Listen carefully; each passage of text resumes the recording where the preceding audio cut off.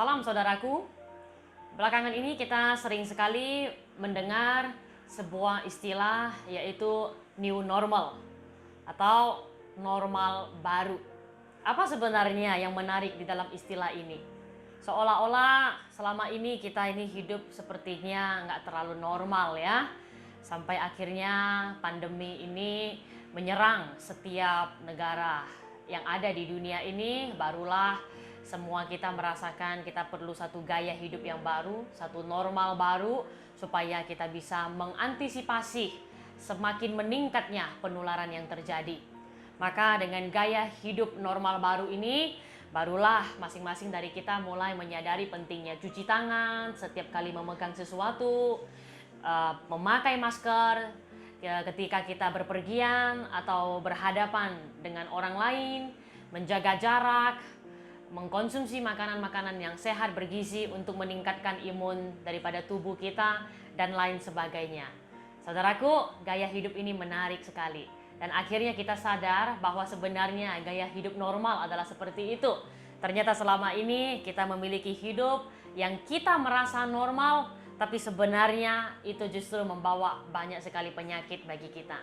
Nah, bagaimana dengan kehidupan rohani kita sebagai orang Kristen, sebagai umat yang telah ditebus oleh darah Kristus yang mahal?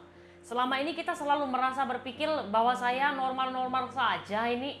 Saya sudah dibaptis, saya bergereja, saya memberikan persembahan, dan sepertinya kita ya tidak ada sesuatu yang tidak normal. Tapi tahukah kita bahwa kadang-kadang kita juga menghadapi bagaimana kita malasnya berdoa, malasnya beribadah, malasnya berkomitmen untuk melayani Tuhan, ikut serta dalam pekerjaan Tuhan, malasnya kita memberitakan Injil, menjadi saksi bagi Tuhan di sekolahkah, di tempat atau komunitas di mana kita beradakah. Nah saudara, ini menjadi satu hal yang kita merasa bahwa hidup kita oke-oke saja sebagai murid Kristus, tapi sebenarnya ada banyak hal yang terluput daripada kita.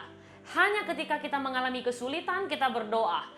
Hanya ketika kita sudah tidak tahu, tidak ada jalan keluar, kita mencari Alkitab untuk dibaca. Kita merasa kita butuh petunjuk. Nah, hanya merasa bahwa tidak ada seorang pun lagi yang bisa menolong saya. Oh, maka saya cobalah. Apakah ada pertolongan dari gereja? Saudara, ini adalah kehidupan yang tidak normal. Bagaimana seharusnya kita menjalani masa new normal secara jasmani yang sudah kita terapkan di Indonesia dalam waktu belakangan ini, tapi bagaimana kita menjalani satu kehidupan normal baru di dalam rohani kita? Mari coba kita koreksi diri kita masing-masing, saudara.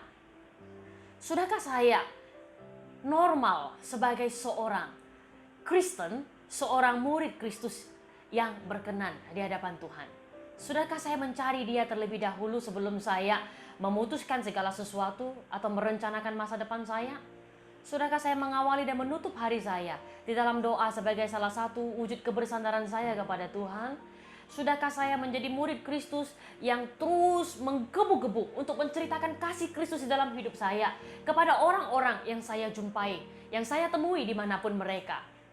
Mari kita bersama berpikir, sudahkah rohani saya normal kembali sebagaimana seharusnya Yesus menginginkan saya hidup menjadi muridnya? Mari kita bersama-sama koreksi diri kita, dan hanya kita dan Tuhan yang tahu, sudah normalkah hidup rohani saya sebagaimana hidup jasmani saya sedang saya normalkan di dalam masa new normal ini. Tuhan memberkati kita, kiranya Roh Kudus memampukan kita.